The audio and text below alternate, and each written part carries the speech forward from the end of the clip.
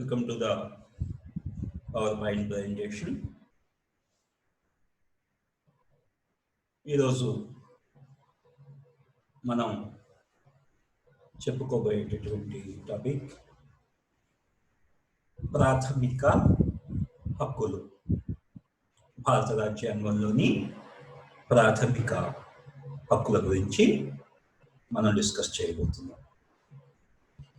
ప్రజాస్వామ్య పరిపాలన అనే నెపంతో ఏ ఒక్క అధిక సంఖ్యాక వర్గం నియంతృత్వ పాలన సాగించటానికి వీలు లేకుండా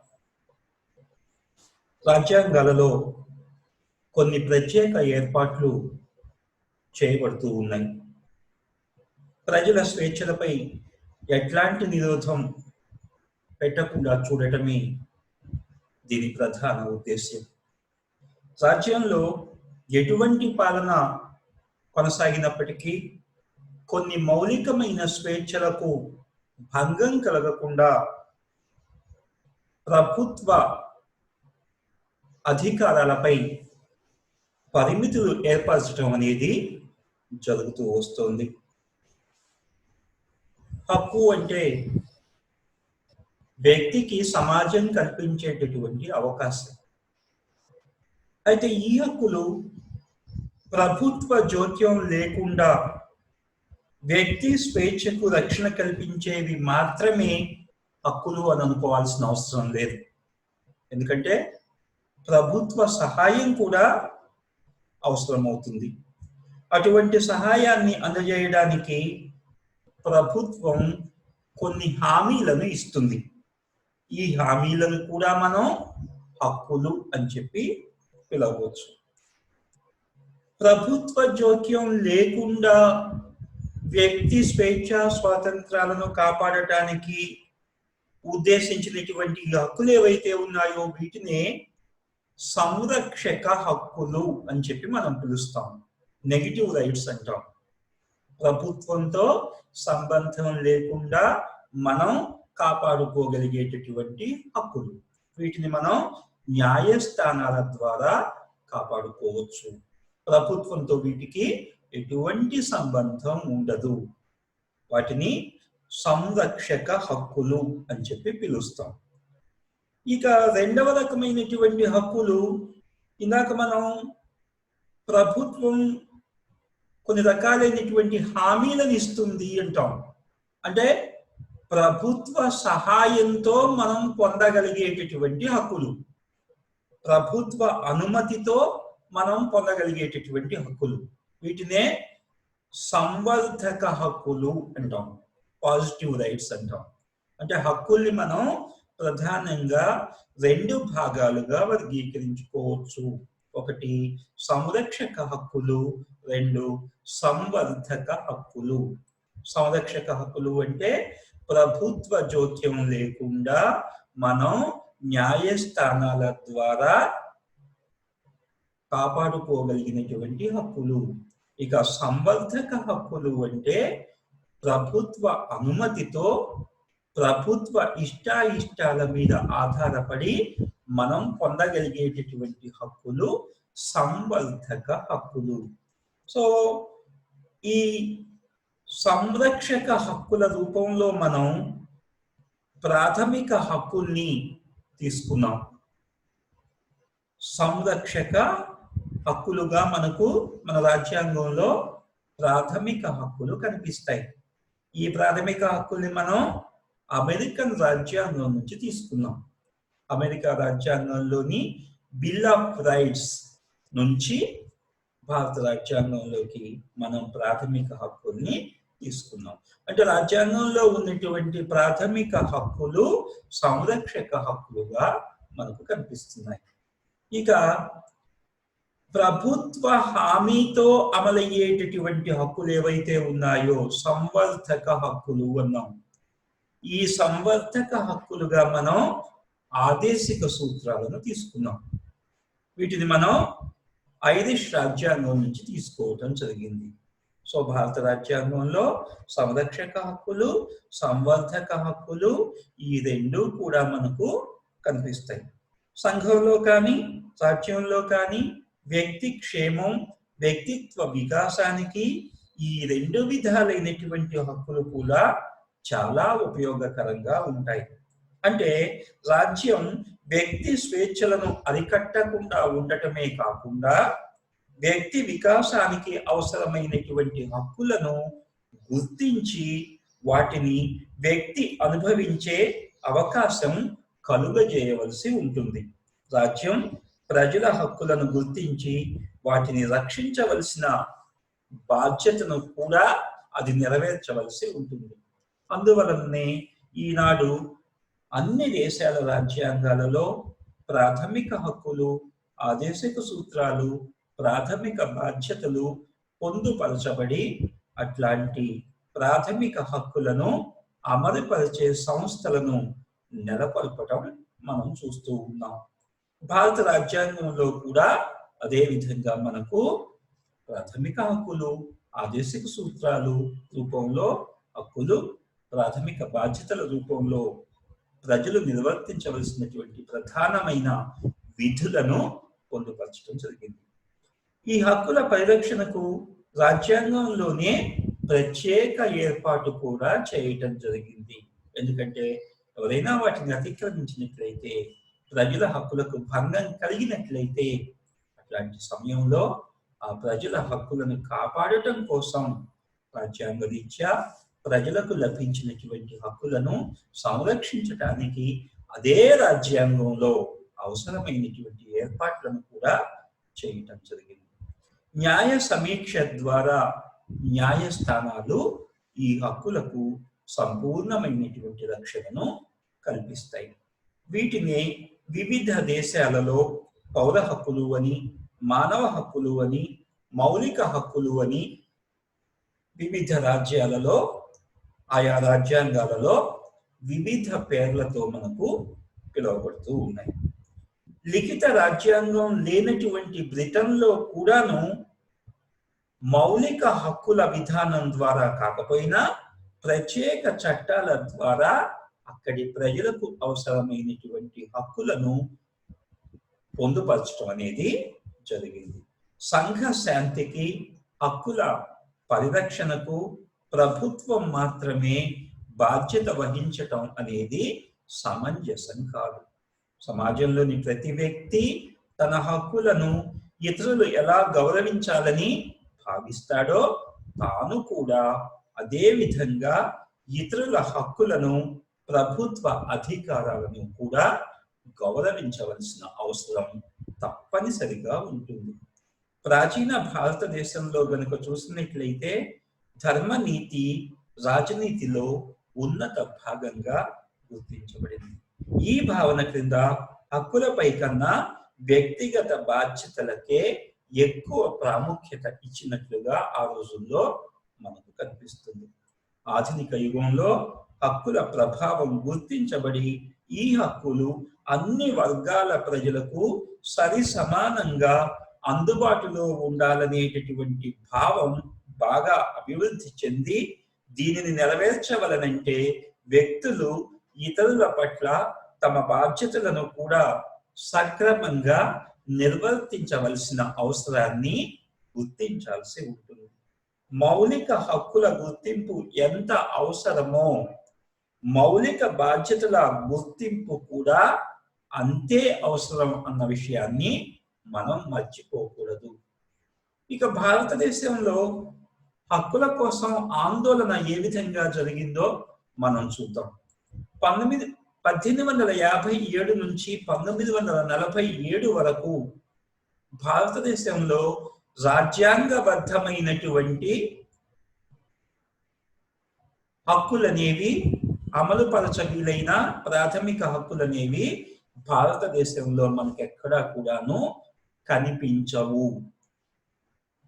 1833లో చేయబడినటువంటి చార్టర్ చట్టం భారతీయ వ్యక్తులకు వారి మతాన్ని బ్రిటిష్ వారి అవమానాల నుంచి రక్షించటానికి అవసరమైన చట్టాలు తయారు చేయటానికి గవర్నర్ జనరల్ ఇన్ కౌన్సిల్ కు, అంటే గవర్నర్ జనరల్ సలహా మండలికి అధికారం ఇవ్వటం జరిగింది.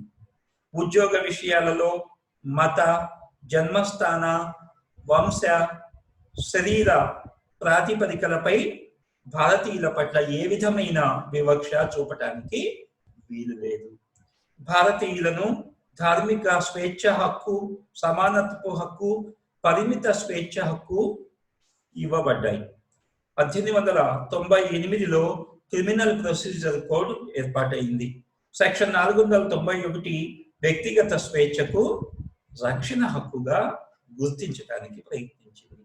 1919, 1935 ప్రభుత్వ చట్టాలు కొన్ని స్వేచ్ఛలు న్యాయరీత్యా గుర్తించడానికి ప్రయత్నం జరిగింది.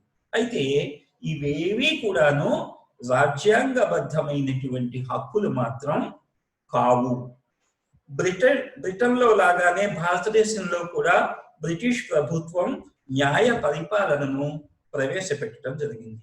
బ్రిటన్లో లిఖిత రాజ్యాంగం లేనప్పటికీ కూడా అక్కడి పార్లమెంటుకు సార్వభౌమాధికారం ఉన్నప్పటికీ న్యాయ పరిపాలన ద్వారా, ఇతర చట్టాల ద్వారా ప్రజల హక్కులను సురక్షితంగా ఉంచడానికి ప్రయత్నం చేశారు. భారతదేశంలో ఇచ్చిన హక్కులకు కుచించే అధికారం శాసన నిర్మాణ శాఖకు ఉంది. అంటే గవర్నర్ జనరల్ ఇష్టంపై ఇవి ఆధారపడి ఉండేవి. అంటే చెప్పుకోదగినటువంటి ప్రాథమిక హక్కుల రూపంలో ఎటువంటి హక్కులు కూడాను భారతీయులకు లభ్యం కాలేదు. ఇక 20వ శతాబ్ది ఆరంభంలో కనుక చూస్తే భారత జాతీయ కాంగ్రెస్ వాక్ స్వాతంత్రం, ప్రాథమిక విద్య, అనుచిత నిర్బంధానికి విరుద్ధంగా వ్యక్తిగత స్వేచ్ఛ మొదలైనటువంటి వాటికి సంబంధించిన హక్కులను ఇవ్వవలసిందిగా బ్రిటిష్ ప్రభుత్వాన్ని ఇండియన్ నేషనల్ కాంగ్రెస్ అభ్యర్థించింది. 1918లో మాంటేగ్ చెమ్స్ఫర్డ్ రిపోర్టు ప్రకటన అనంతరం ఆగస్టులో సమావేశమైన కాంగ్రెస్ భారత పరిపాలన విషయంలో నూతనంగా జారీ చేసేటటువంటి చట్టాలలో న్యాయ, సమానత్వపు హక్కు, ప్రాణ హక్కు, స్వేచ్ఛ హక్కు, ఆస్తి హక్కు, వాక్, పత్రికా స్వాతంత్రపు హక్కులు, సామూహిక హక్కులను పొందుపరచవలసిందిగా ఇండియన్ నేషనల్ కాంగ్రెస్ కోరటం జరిగింది.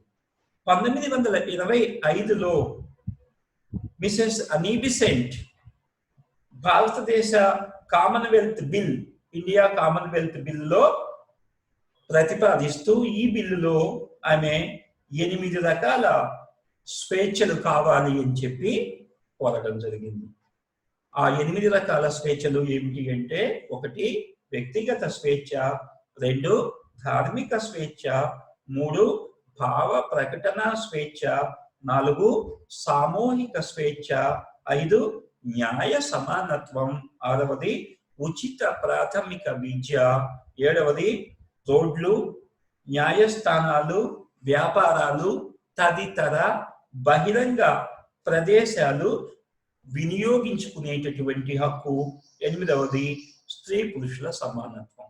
ఈ 8 రకాలైనటువంటి హక్కులను ఇవ్వవలసిందిగా కామన్వెల్త్ బిల్లులో శ్రీమతి అనీ బెసెంట్ ప్రభుత్వాన్ని కోరడం జరిగింది.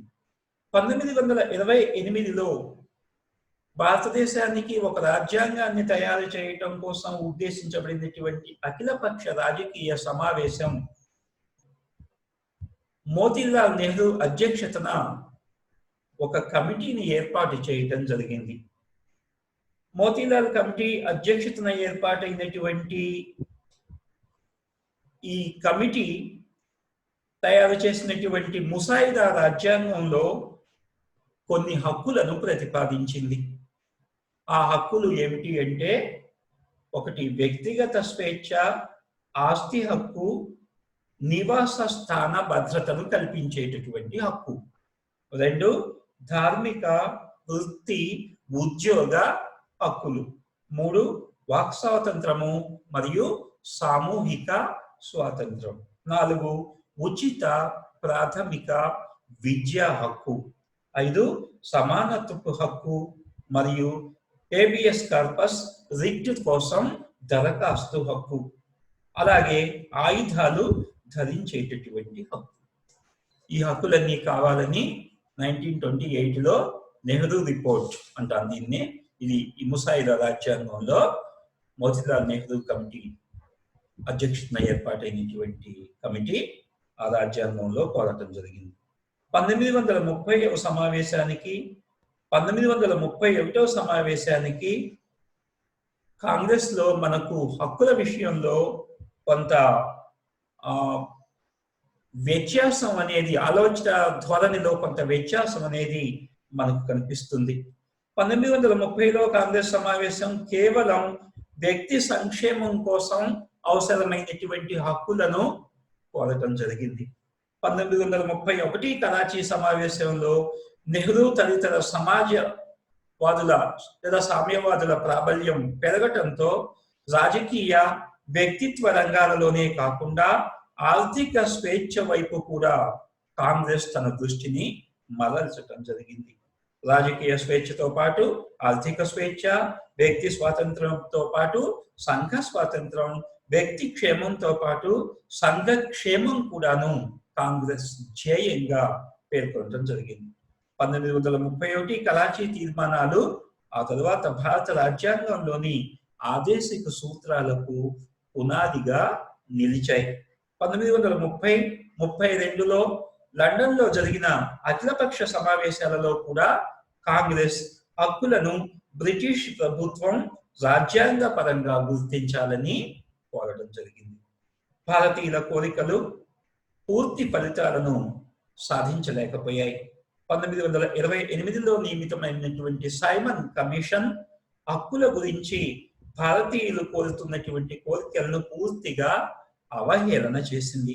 1930లో రౌండ్ టేబుల్ సమావేశంలోనూ వైస్రాయ్ కన్సల్టేటివ్ కమిటీ అంటే వైస్రాయ్ సలహా సమితిలోనూ ప్రాథమిక హక్కులన్నింటినీ కూడాను సానుభూతితో పరిశీలించటం జరిగింది. కానీ 1934లో ఏర్పాటైనటువంటి జాయింట్ పార్లమెంటరీ సెలెక్ట్ కమిటీ అంటే 1935 యాక్ట్ కోసం ఏర్పాటు చేయబడినటువంటి ఈ జాయింట్ పార్లమెంటరీ సెలెక్ట్ కమిటీ ఈ సూచనలను పూర్తిగా త్రోసిపుచ్చుతూ సైమన్ కమిషన్ అభిప్రాయాలతో ఏకీభవించింది. అంటే భారతీయులకు ఎటువంటి హక్కులను ఇవ్వటానికి అది అంగీకరించలేదు. హక్కుల రూపంలో శాసనసభ అధికారాలను సంకుచితం చేయడానికి బ్రిటిష్ ప్రభుత్వం సమ్మతించలేదు. తమ రాజ్యాంగం రూపంలోనే భారత రాజ్యాంగం కూడా రూపొందవలనని తలపెట్టిన బ్రిటిష్ ప్రభుత్వానికి లిఖిత రాజ్యాంగంలో ప్రాథమిక హక్కులు లేకపోవటం అనేది అసమంజసంగా కనిపించలేదు. రౌండ్ టేబుల్ సమావేశాల్లో పాల్గొన్న ప్రిన్స్లీ స్టేట్స్ కు ప్రాతినిధ్యం వహించినటువంటి ప్రతినిధులు ప్రాథమిక హక్కులను రాజ్యాంగబద్ధం చేయటానికి గాని అట్లాంటి హక్కులను తమ స్వదేశీ సంస్థానాలలో అమలు పరచడానికి గాని వాళ్ళు తీవ్రమైనటువంటి వ్యతిరేకతను తెలియజేయటం జరిగింది. దీంతో కొన్ని ప్రాంతాలలో హక్కులను అమలు పరచటం, కొన్ని ప్రాంతాలలో ఉన్నటువంటి ప్రజలకు అట్లాంటి హక్కుల్ని అమలు పరచకపోవటం బ్రిటిష్ ప్రభుత్వానికి సమంజసంగా అనిపించలేదు. అంటే కొన్ని ప్రాంతాల్లో ప్రజలేమో హక్కులు అనుభవిస్తూ ఉంటారు, కొన్ని ప్రాంతాల్లో ప్రజలేమో హక్కులు లేకుండా ఉంటారు. అది సమంజసంగా బ్రిటిష్ వారికి అనిపించలేదు. సో 1935 భారత ప్రభుత్వ చట్టం చేస్తూ ఈ చట్టంలో 275, 298, 299 ఈ 3 సెక్షన్స్ కూడాను భారతదేశంలోని ప్రజలకు సమానత్వపు హక్కును, ఆస్తి హక్కును గుర్తించటం జరిగింది. ఎందుకు అంటే అల్పసంఖ్యాక వర్గీయుల కోరికలు, వారిని ప్రభుత్వం తన వైపు తిప్పుకోవాలనేటటువంటి ఆలోచన, జమీందారులు, ఆస్తి పరులు తమ ఆస్తి రక్షణ విషయాలలో రాబోయేటటువంటి జాతీయ ప్రభుత్వం నష్టపరిహారం ఇవ్వకుండానే తమ ఆస్తిని తీసివేసుకుంటుందనేటటువంటి భయాందోళనలు వ్యక్తం చేయడంతో వాళ్లను బుజ్జగించడం కోసం బ్రిటిష్ ప్రభుత్వం వాళ్ళ పక్షాన కొన్ని హక్కులను ప్రతిపాదించడానికి అంగీకరించింది. ఎందుకంటే వీళ్ళంతా కూడాను బ్రిటిష్ ప్రభుత్వాన్ని సమర్థించేటటువంటి వాళ్ళే. 298 సెక్షన్ లో ఆస్తి హక్కుతో పాటుగా ఉద్యోగ, వృత్తి, వ్యాపార హక్కుల్ని కూడాను 1935 యాక్ట్ గుర్తించటం జరిగింది. 299 సెక్షన్ ప్రకారం ఆస్తి ప్రభుత్వం స్వాధీనం పరుచుకునే సందర్భంలో పూర్తి నష్టపరిహారం చెల్లించవలసి ఉంటుంది అని చెప్పి తీర్మానించింది. కానీ 1931లో కరాచీ తీర్మానంలోని సహజమైనటువంటి హక్కులేవి కూడాను ఈ చట్టంలో మనకు కనిపించవు. ఈ విధంగా భారతదేశంలో హక్కుల కోసం ఆందోళన అనేది జరుగుతూ వచ్చింది. ఇక భారతదేశానికి అవసరమైనటువంటి రాజ్యాంగాన్ని తయారు చేయటం కోసం ఏర్పడినటువంటి రాజ్యాంగ పరిషత్తులో భారతదేశంలోని ప్రజలకు ఇవ్వదలుచుకున్నటువంటి హక్కులు ఎలా ఉండాలి, ఏ రూపంలో ఉండాలి అనే విషయం మీద అనేక చర్చోపచర్చలు జరిగాయి. ఇక రాజ్యాంగ సభ జరిపినటువంటి చర్చల విషయాన్ని కనుక మనం చూసినట్లయితే 1930-33 మధ్య కాలంలో వివి గిరి, బి శివరావు, ఎన్ఎం జోషి మొదలైన వారు కార్మిక వర్గపు హక్కుల గురించి ప్రస్తావించడం ప్రారంభించారు. డాక్టర్ అంబేద్కర్ అల్పసంఖ్యాక వర్గీయులకు కూడా హక్కులు కావాలని, ఆ హక్కుల్ని కూడా ప్రాథమిక హక్కులలో చేర్చాలి అని చెప్పి ప్రతిపాదించారు. మామిడిపూడి వెంకట రంగయ్య పౌర హక్కులను, ఆర్థిక హక్కులను అమలు పరిచే బాధ్యత న్యాయస్థానాలకు, వాటిని అమలు చేసేటటువంటి బాధ్యత రాజకీయ సంస్థలకు అప్పగించాలని బ్రిటిష్ ప్రభుత్వాన్ని కోరాడు. సర్ తేజ్ బహదూర్ సప్రు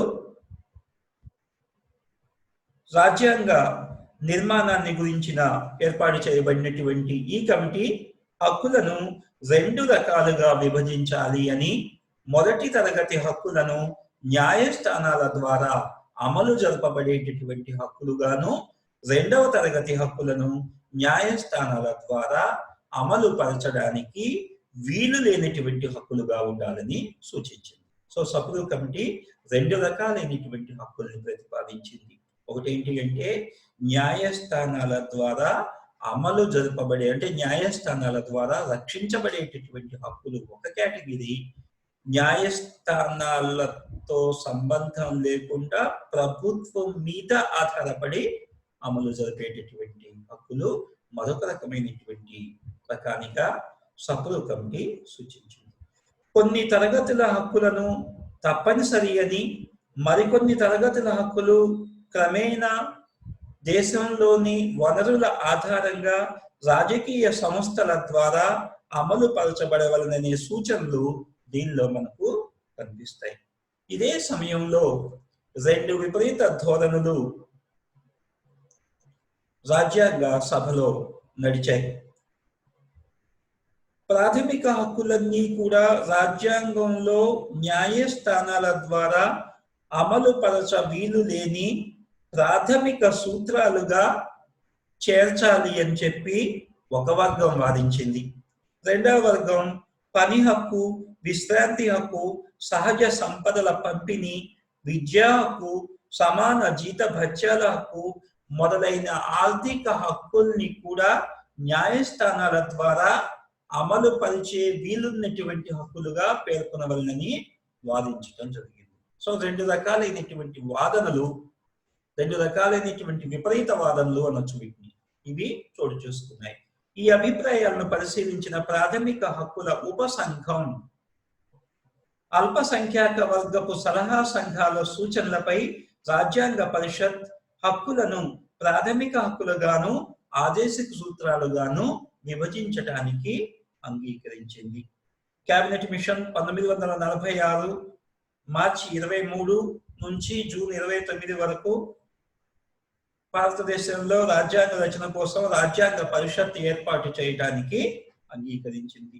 భారత రాజ్యాంగ ప్రవేశికలో భారతీయులందరికీ సాంఘిక, ఆర్థిక, రాజకీయ న్యాయాన్ని, ఆలోచన, భావ ప్రకటన, ధార్మిక, విశ్వాసపు హక్కులు, సమాన హోదా, సమాన అవకాశపు హక్కులు, వ్యక్తిత్వపు గుర్తింపు సమకూర్చడం తమ ధ్యేయంగా రాజ్యాంగ ప్రవేశికలో పేర్కొనడం జరిగింది.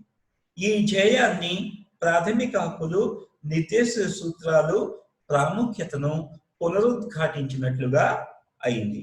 సో అడ్వైజరీ కమిటీ సలహా సంఘం ఏదైతే ఉందో రాజ్యాంగ పరిషత్తుకు సంబంధించిన సలహా సంఘం ప్రాథమిక హక్కులు, అల్పసంఖ్యాక వర్గీయుల సమస్యలు, గిరిజన ప్రాంత సమస్యలు చర్చించడానికి ఇది ఏర్పాటు చేయబడింది. ఒక కమిటీని ఏర్పాటు చేసింది. దీనిలో మొత్తం 54 మంది సభ్యులు ఉన్నారు. దీనికి అధ్యక్షుడు సర్దార్ వల్లభాయ్ పటేల్.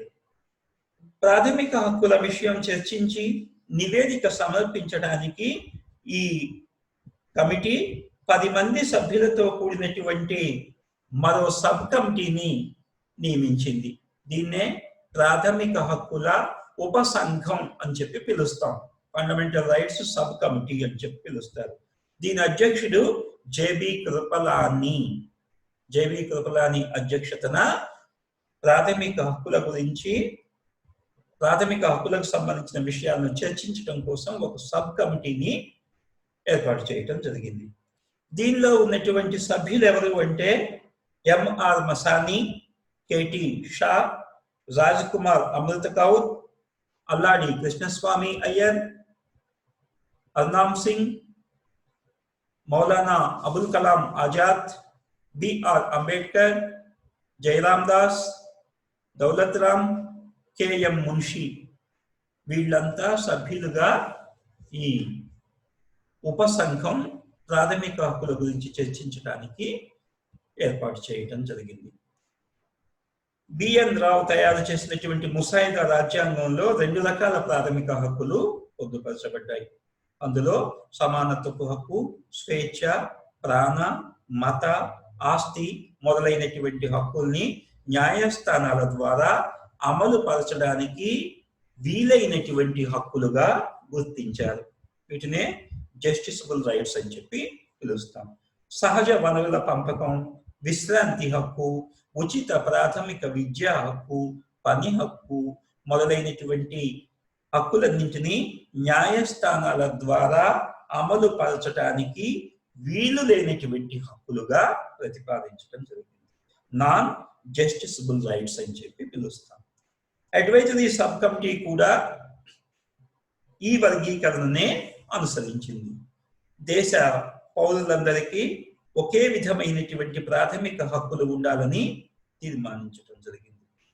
ప్రాథమిక హక్కుల అధ్యాయంలో రాజ్యం, స్టేట్ అనే పదం దేశంలో కేంద్ర, రాష్ట్ర, స్థానిక ప్రభుత్వాలన్నింటికీ అన్వయించటం అనేది జరిగింది. ఈ ప్రాథమిక హక్కుల సబ్ కమిటీ తన నివేదికను 1947 ఏప్రిల్ 16వ తేదీన రాజ్యాంగ పరిషత్తుకు సమర్పించడం జరిగింది. రాజ్యాంగం అమలులోకి వచ్చే నాటికి కొన్ని నియమాలు, సాంప్రదాయాలు రాజ్యాంగానికి విరుద్ధంగా ఉన్నంత మేరకు అవి చెల్ల నేరవని, రాజ్యాంగం అమలులోకి వచ్చిన తరువాత ప్రభుత్వం కూడా ప్రాథమిక హక్కులను తగ్గించడానికి గాని, రద్దు చేయడానికి గాని చట్టాలు తయారు చేసే వీలు లేదని తీర్మానించి ప్రాథమిక హక్కుల ఉపసంఘం తమ నివేదికను అడ్వైజరీ కమిటీకి సమర్పించడం జరిగింది. సో ఈ అల్పసంఖ్యాక వర్గీయుల ఉపసంఘం కూడా తన నివేదికను సమర్పించింది. ఈ నివేదికలలో ఉన్నటువంటి ప్రాథమిక హక్కుల ఉపసంఘం చేసిన సూచనలను అది సమర్థించింది. సలహా కమిటీ వీటిని చర్చించి 3 ముఖ్య విషయాలను ఆమోదించడం జరిగింది.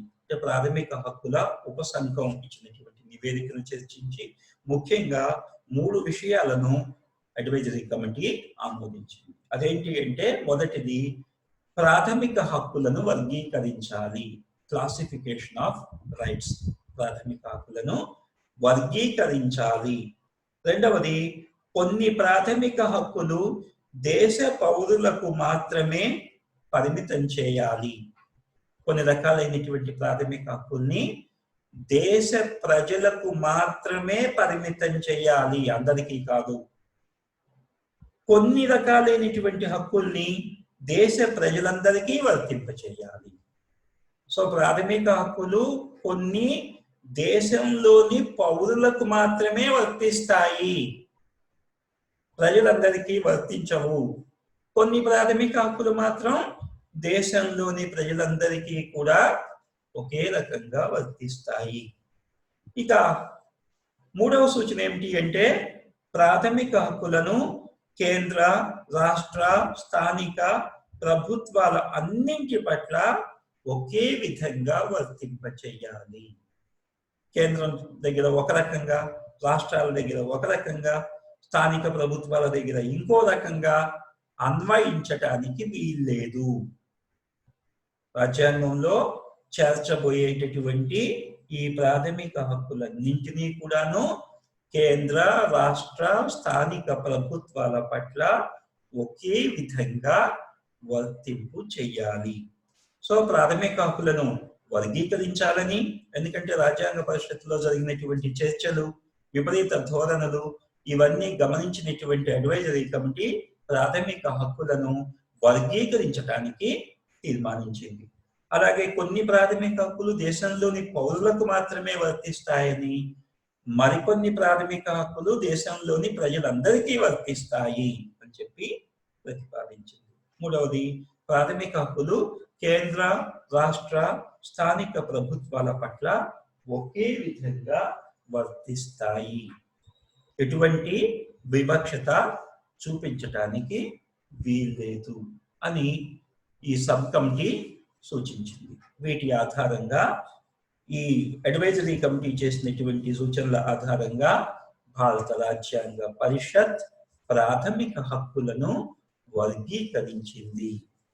భారత రాజ్యాంగంలోని 3వ భాగంలో 3వ అధ్యాయంలో ప్రాథమిక హక్కులను పొందుపరచడం జరిగింది. భారత రాజ్యాంగంలోని 3వ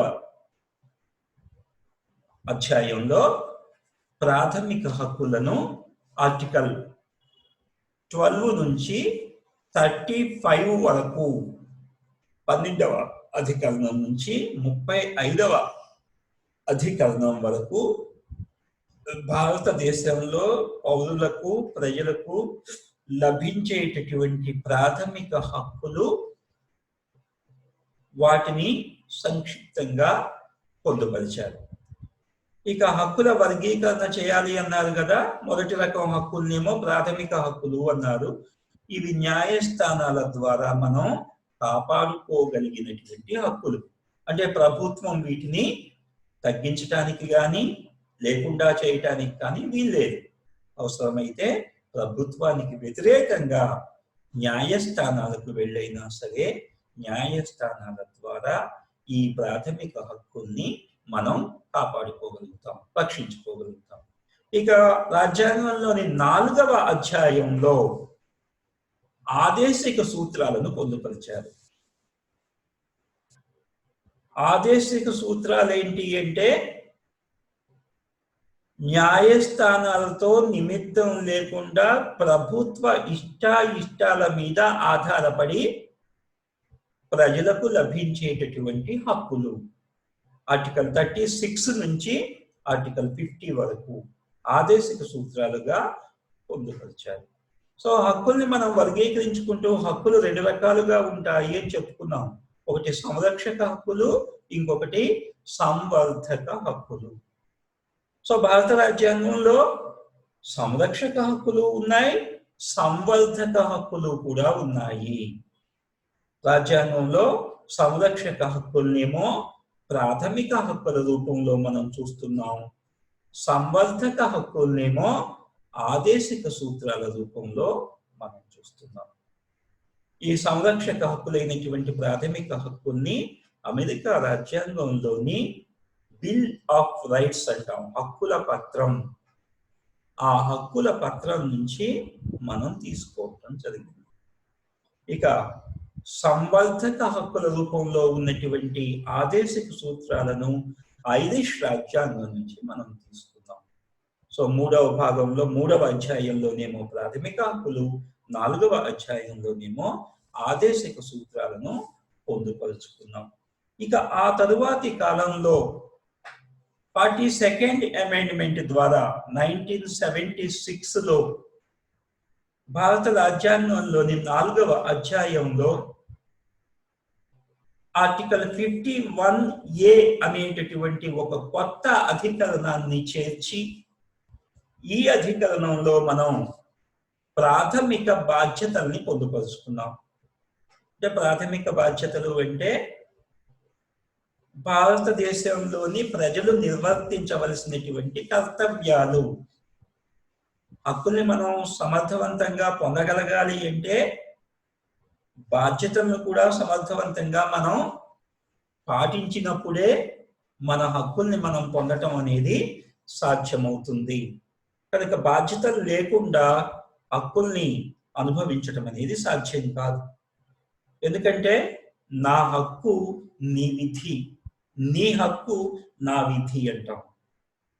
నీ హక్కుల్ని నువ్వు సక్రమంగా అనుభవించాలి అంటే నా బాధ్యతల్ని నేను సక్రమంగా పాటించాలి. ముందు నా బాధ్యతలను నేను సక్రమంగా పాటిస్తేనే నీ హక్కుల్ని నువ్వు సక్రమంగా అనుభవించగలుగుతావు. అలాగే నా హక్కుల్ని నేను సక్రమంగా అనుభవించాలి అంటే ముందు నువ్వు నీ బాధ్యతల్ని సక్రమంగా పాటించాలి. అందుకే నా హక్కు నీ విధి, నీ హక్కు నా విధి అని. అట్లాంటి విధులేంటో ప్రజలకు తెలియకపోతే రాజ్యాంగం ప్రసాదించినటువంటి హక్కుల్ని కూడాను అనుభవించడం సాధ్యం కాదు. ఆ ఉద్దేశంతోనే భారత రాజ్యాంగంలో 4వ అధ్యాయంలో 42వ రాజ్యాంగ సవరణ చట్టం ద్వారా కొన్ని ప్రాథమిక విధుల్ని కూడా మనం చేర్చుకున్నాం. భారత రాజ్యాంగంలో మొత్తం 10 ప్రాథమిక విధుల్ని మనం ఏర్పాటు చేసుకున్నాం. సో ఈ విధంగా భారతదేశంలో హక్కుల కోసం జరిగినటువంటి ప్రయత్నాలు, హక్కుల కోసం జరిగినటువంటి ఆందోళనలు, భారత రాజ్యాంగ పరిషత్ ఏర్పాటైన తరువాత ఆ రాజ్యాంగ పరిషత్తులో జరిగినటువంటి సమాలోచనలు, విభిన్నమైనటువంటి వాదనలు, వాటి పర్యవసానంగా ప్రాథమిక హక్కుల ఉపసంఘం చేసిన సూచనల ఆధారంగా రాజ్యాంగ పరిషత్ భారత రాజ్యాంగంలో స్పష్టమైనటువంటి పద్ధతిలో హక్కులను విభజించి కొన్నింటిని ప్రాథమిక హక్కులుగాను, కొన్నింటిని ఆదేశిక సూత్రాలుగాను పొందుపరిచి భారత రాజ్యాంగం ద్వారా దేశంలోని ప్రజలందరికీ కూడాను అందించటానికి ప్రయత్నం చేసింది. ఇది ప్రాథమిక హక్కుల చరిత్ర. భారత రాజ్యాంగ పరిషత్ జరిపినటువంటి సమాలోచనలు ఫలితంగా రాజ్యాంగంలో పొందుపరచబడినటువంటి ప్రాథమిక హక్కులు. ఇక రాజ్యాంగంలోని ప్రాథమిక హక్కులు ఎటువంటి హక్కుల్ని ప్రజలకు అందించాయో వచ్చే నెక్స్ట్ క్లాస్లో మనం చూద్దాం. ఓపికగా విన్నందుకు మీ అందరికీ కూడాను ధన్యవాదాలు. Thank you very much.